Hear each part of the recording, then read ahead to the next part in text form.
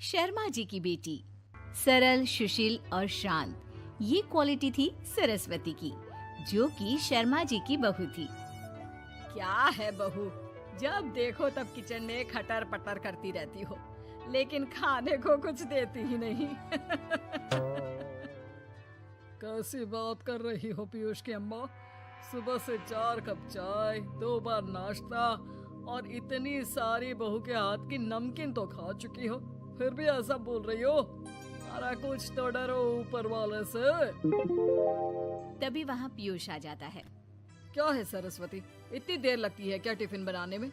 एक काम है घर का तुम्हारे पास, वो भी नहीं कर पाती हो वक्त पर। आपका टिफिन टेबल पर रखा है और नाश्ता भी, बाकी का सामान बेड पर रखा है और अब मैं मंदिर जा रही हूँ। सरस्वती मंदिर चली जाती है। उसके जाने के बाद घर में, यार माँ कैसी गवाह लड़के से शादी करा दिया है।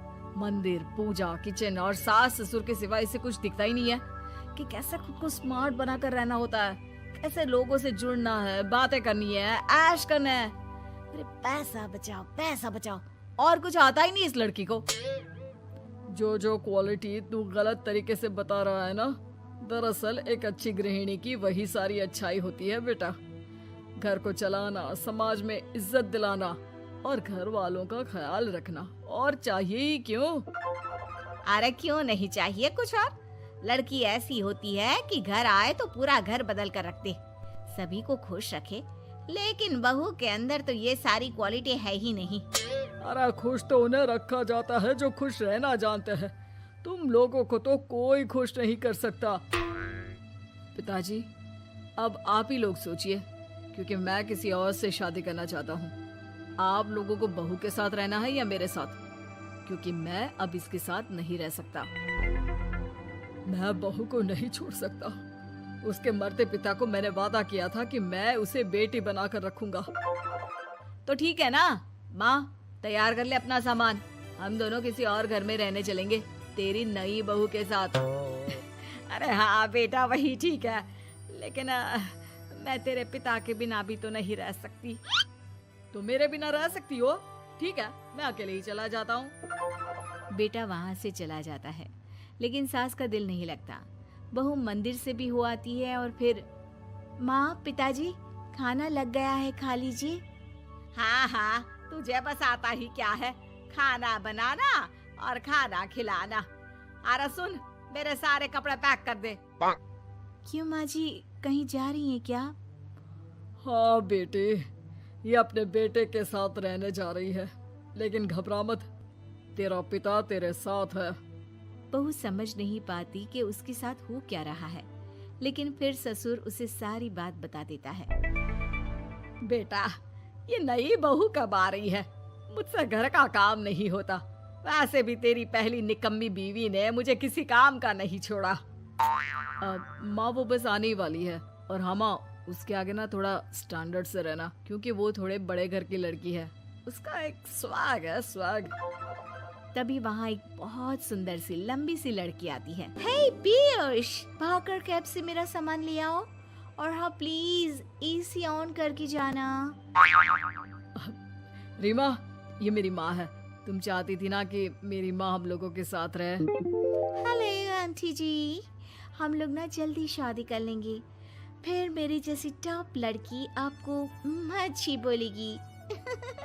एक्साइटेड होंगी ना आप? पर नो इश्यू। पीयूष, सामान ले आओ ना। एंड आंटी, आप पानी ले आइए प्लीज। माँ को तो समझ में ही नहीं आता कि वो क्या करे। वो बहू के लिए पानी लेकर आती है तो उसका पैर पर्दे में फंस जाता है और वो गिर जाती है। ओहो, पूरा पानी गिरा दिया। कांच का ग्लास क्यों छूती है जब हाथ पैर नहीं चलते? कितनी मुश्किल से मैंने और पीयूष ने ये गृहस्थी बनाने की कोशिश की है। अरे पर तो क्या हो गया, एक गिलास ही तो टूटा है। अपने घर में तो रोज एक तोड़ती हूँ, लेकिन मजाल है सरस्वती कुछ कहे। और हाँ, मैं पानी वानी नहीं पिलाने वाली, मुझे ऐसी कोई आदत नहीं है।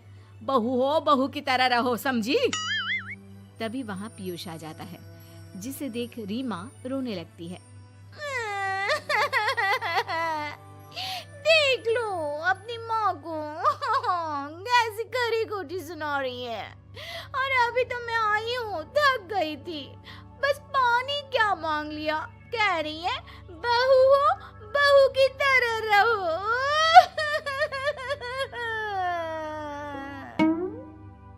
अरे यार माँ, समझा कर लाया था ना कि कैसे रहना है। माँ ऐसा करोगी तो मैं भी नहीं रख पाऊंगा तुमको हमारे साथ।